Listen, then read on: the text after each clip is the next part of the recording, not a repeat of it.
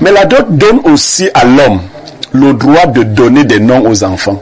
Parce que nous, les Africains, nous sommes de culture matrilinéaire. Tout enfant appartient originellement à la famille de sa mère. Vous êtes d'abord de la famille de votre mère. Par la dot, le père acquiert des droits. Parce que ça, je sais pas comment vous êtes là-bas chez vous, chez les Blancs, mais chez nous, l'enfant, c'est pour cela que vous verrez, par exemple, lorsque vous enceintez une fille que vous n'avez pas encore épousée, qu'est-ce qui se passe chez les Bantous? L'enfant va... La dénonciation restera ce fait de société qui vous énerve. À notre niveau, nous avons le courage de l'opposer sur la table du débat. Question de proposer quelques esquisses de solutions. La dénonciation de ce jour est une affaire de Pierre Blériot. Parfois ici, c'est une dame camerounaise vivant aux États-Unis, mariée à un Camerounais vivant également aux États-Unis, mais qui ont eu tous les deux une dot rocambolesque. La dame est venue au Cameroun sur la demande de son mari qui devait la suivre afin de procéder à la dot. Deux faits se sont présentés au Cameroun. Une fois au Cameroun, sa maman a estimé, le papa étant déjà décédé, qu'elle s'était occupée seule de ses enfants après la mort de son mari et qu'on devait la doter chez la maman. Vous savez, dans nos traditions, en général, on dote dans la famille du papa, qu'il soit vivant ou mort. La maman a imposé cela aux oncles, les oncles ont dit d'accord, mais le jour de la dot, aucun des oncles n'est venu. Première chose. Deuxième chose, le mari lui-même, qui devait venir doter sa femme, avait déjà tout envoyé auprès de sa famille, lui-même ne s'est pas présenté physiquement à sa dot. C'est son père et ses frères qui ont parlé pour lui. Aujourd'hui, le mariage bat de l'aile et la dame voudrait savoir si on peut considérer que c'est cette mauvaise tenue de la dot qui a conduit à ce mauvais mariage, ou alors simplement autre chose. Elle se plaint de sa maman, elle se plaint de son mari, elle n'a jamais eu l'explication sur la non-venue de son mari, qui avait pourtant pris un congé pour venir, pour la retrouver. Elle en avait pour 1 mois. Elle s'est fait doter sans son mari, qui devait l'épouser, elle s'est fait doter dans la famille de sa maman. Aujourd'hui, 3 ans après, le mariage a capoté. Le mariage a capoté. Ouais. Ils ne sont plus ensemble. Ils sont en procédure de divorce. En procédure de divorce aux États-Unis. Aux États-Unis. Alors, est-ce que le monsieur qui devait épouser la dame a déjà dit à sa femme pourquoi il n'a jamais assisté physiquement à la dot? Il n'a jamais dit pourquoi il n'est pas venu. Alors qu'il était au Cameroun? Non, il était resté aux États-Unis, mais avait déjà pris son congé pour retrouver sa fiancée. Il n'est pas venu.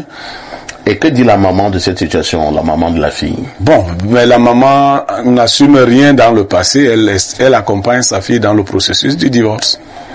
Et la dame qui pose le problème, qu'est-ce qu'elle veut? Elle veut savoir s'il y a un lien entre la tenue rocambolesque de sa dot et la déliquescence aujourd'hui de son mariage. J'ai assisté à une 50aine de dots jusque-là. Chez nous, les Mabarques, non? C'est à minuit. 00 que l'on donne la femme. À minuit. Déjà à l'époque. Et pendant ce temps, les gens sont là, ils boivent du vin, on cause, on danse. Dès qu'il est minuit, tac! Les hommes leur reviennent. Parfois on égorge une chèvre, on fait un certain nombre de rites, et on prend la femme, on donne à la famille qui est venue doter. Et quand vous êtes là, vous avez la chair de poule. Parce qu'il y a souvent des paroles que ces initiés prononcent. Et ce que j'aime souvent à ce moment-là, Pierre Blériot, ce sont les paroles de la tante. Il y a souvent une maman qui vient donner les derniers conseils à sa fille. Voilà. Et ce sont des conseils qui sont souvent pleins d'enseignements. Pierre Blériot, maintenant, les enfants maintenant disent que c'était avant. Non, en fait, quand vous naissez, vous appartenez à une famille. Et au moment de vous marier, il faut couper l'alliance avec votre famille pour nouer une nouvelle alliance avec la nouvelle famille. C'est donc un rituel. Tout ce qui vous retenait dans l'ancienne famille est payé, entre guillemets. C'est pour cela que vous verrez des femmes qui sont allées en mariage et n'ont pas pu enfanter. Il y a certes l'infertilité naturelle, scientifique et autres, mais chez nous en Afrique, il y a aussi l'infertilité provoquée par la mauvaise dot. C'est-à-dire que la famille de la femme reste avec le ventre. C'est ce qu'on dit littéralement. La famille est restée avec le ventre. Parce que quelqu'un a estimé que vous n'avez pas donné de ce qu'il fallait donner. Vous les avez méprisés. La famille, la maman ou le père ont confisqué l'essentiel de la nourriture. Donc c'est un moment très important. Mais la dot donne aussi à l'homme le droit de donner des noms aux enfants. Parce que nous, les Africains, nous sommes de culture matrilinéaire. Tout enfant appartient originellement à la famille de sa mère. Vous êtes d'abord de la famille de votre mère. Par la dot, le père acquiert des droits. Parce que, je sais pas comment vous êtes là-bas chez vous, chez les Blancs, mais chez nous, l'enfant, c'est pour cela que vous verrez, par exemple, lorsque vous enceintez une fille que vous n'avez pas encore épousée, qu'est-ce qui se passe chez les Bantous? L'enfant va porter le nom de la famille. Parce que tous les enfants nés dans ces conditions sont réputés appartenir à la famille maternelle. Par le processus de la dot, on vous donne le droit de prendre les noms des enfants. Vous mettrez donc désormais, comme votre père a mis, ici le fils de toi, parce qu'il a doté. Quand il a les droits désormais. Et ainsi de suite. Et on allait même plus loin. Il y avait les échanges de symboles. La dot devait laisser certains symboles qui ne sont pas des symboles comestibles, qui faisaient en sorte que vous enleviez votre cœur sur votre fille que vous avez donnée. En voyant ce symbole, moi, mon grand-père a conservé le rhum de plantation pendant des dizaines d'années. Oui, ce n'était pas un whisky pour accueillir les étrangers. Tout à fait. C'était pour rappeler à ta fille quand elle veut revenir, c'est que non, tu vois, j'avais pris le rhum s'il faut rentrer. Donc, la fille, elle a commis une grave erreur, mal conseillée par sa maman. Nous tenons la dénonciation pour dire à d'autres qui sont dans la même posture, on ne dote pas les femmes chez leur maman. C'est clair. Sauf si elles n'ont pas du tout de famille paternelle. Parce qu'il y a des enfants il y en a aussi qui n'ont pas du tout. Les femmes, on vous dote dans vos familles paternelles. Et les enfants n'ont pas à se mêler des conflits qui ont existé entre la maman et le papa. C'était ton papa. Tu es Mbarkono. Un point, c'est tout. Si tu es une fille Mbarkono, on te dote chez les Mbarkono. C'est tout. Si maman souhaite avoir... D'ailleurs, il y a la part souvent réservée. Mais comme de plus en plus de femmes ont le gros cœur, elles veulent à la fois la part des hommes et la part...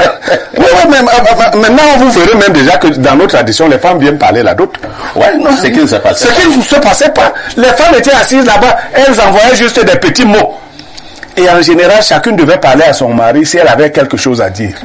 Merci Pierre Blériot. Nous allons donc lire les premières préoccupations de nos nombreux téléspectateurs. Bonjour Espace Miné. Moi aussi, je suis un peu dans la même situation que la dame de la dénonciation. Je suis étonné de père et de mère.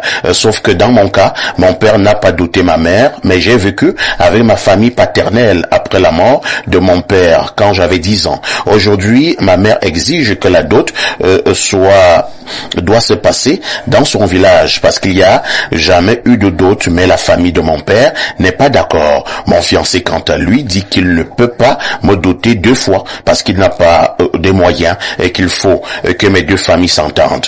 Et c'est compliqué actuellement, le processus de notre mariage. Vraiment voulu écouter Blériot sur la question de la femme, la préoccupation de la femme qui a réagi en dernier. C'est vraiment intéressant quand même de l'édifier un peu. Oui, la situation est ambiguë en ceci que son père même n'a pas doté sa mère. Donc n'a pas acquis les droits traditionnels. Seulement 2 choses. Si elle porte le nom de son père, d'une part, et d'autre part, si elle a vécu, comme elle le dit, effectivement dans la famille paternelle, ce qui se passe dans ces cas-là, c'est que la dot se tient, bien évidemment, dans la famille paternelle, mais les accords sur les partages se font en offre. Parce que ce qui préoccupe la famille maternelle ici, c'est l'investissement qu'elle a fait. La famille maternelle estime que le père devait la doter. Donc, en fait, ce qu'on fait souvent, c'est un transfert de dot. Quand votre père n'avait pas doté votre mère, on vous dote chez votre père, mais la grande majorité de ces choses sont transférées à la famille maternelle pour payer la dette de votre père. Il faut payer la dette de votre père, en fait. Très bien. Eric est maintenant plus rassuré. Oui, enfin, je crois que c'est nous tous, puisque c'est la réalité chez nous tous, les Bantous et moi je crois que les gens recherchent des réponses, n'est-ce pas, ce genre de réponses à ces questions qui les préoccupent. Merci.